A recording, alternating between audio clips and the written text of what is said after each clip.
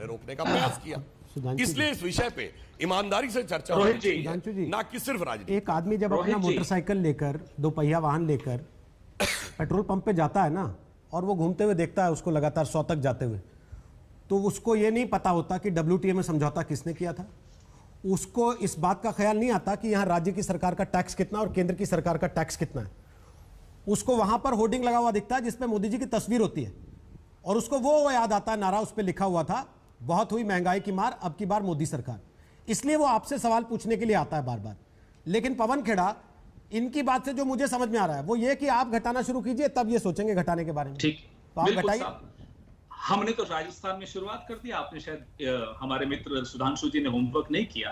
राजस्थान ने जनवरी 29 को इसी साल क्या वैट घटाया या नहीं घटाया?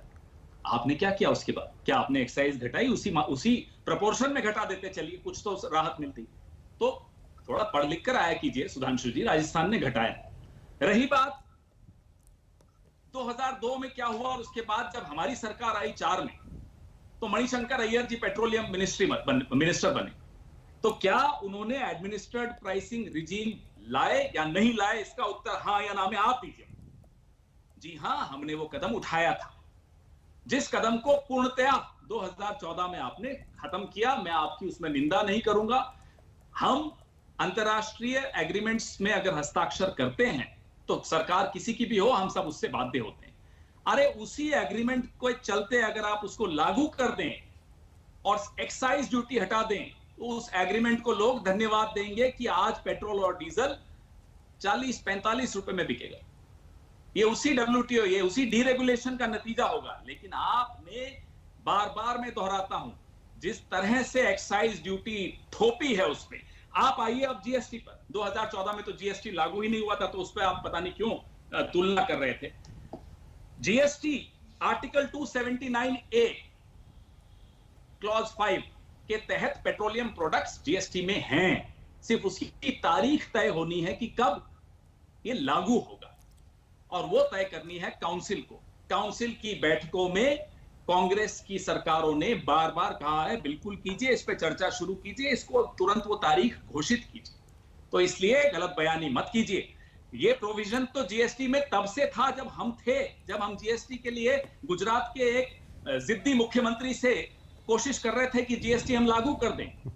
अब मुख्यमंत्री जिद्दी नहीं रहे वहां के, अब अच्छे मुख्यमंत्री आ गए गुजरात में, लागू हो गया GST। हमारे वक्त नहीं हो पाया था क्योंकि मुख्यमंत्री अक्खड़ थे, नहीं मानते थे, क्या करें। अब जब लागू हो गया तो 279A को भी लागू कीजिए।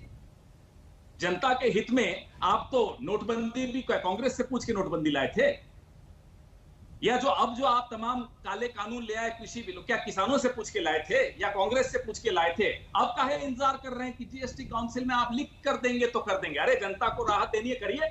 चलिए, वो आपकी हिम्मत नहीं जुटा पा रहे, एक्साइज कम कीजिए और राहत तुरंत दीजिए। राहत मिलेगी सुधांशु जी, देंगे लोगों को राहत। हाँ, अब मैं बताता हूं। पवन खेड़ा जी तो बहुत पढ़ लिख के आए हैं, पढ़ भी रहे हैं, बीच बीच में लिख भी रहे हैं, और बोलते बोलते अपने इस वक्तव्य में पिछली बार की बात काट गए।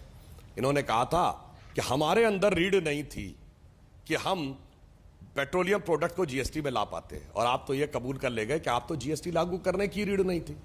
और रही बात गुजरात के तत्कालीन मुख्यमंत्री जिद्दी नजर आ रहे थे, तो साफ साफ जनता को बताइए, आपके मुख्यमंत्री साथ थे? ममता बनर्जी जी ने हां बोला था या नहीं? बोलिए हां या ना। ना, जो UPA के चीफ मिनिस्टर है उनको तो साथ नहीं ले पाए, और दोष NDA को देने के लिए आ गए। दूसरी बात,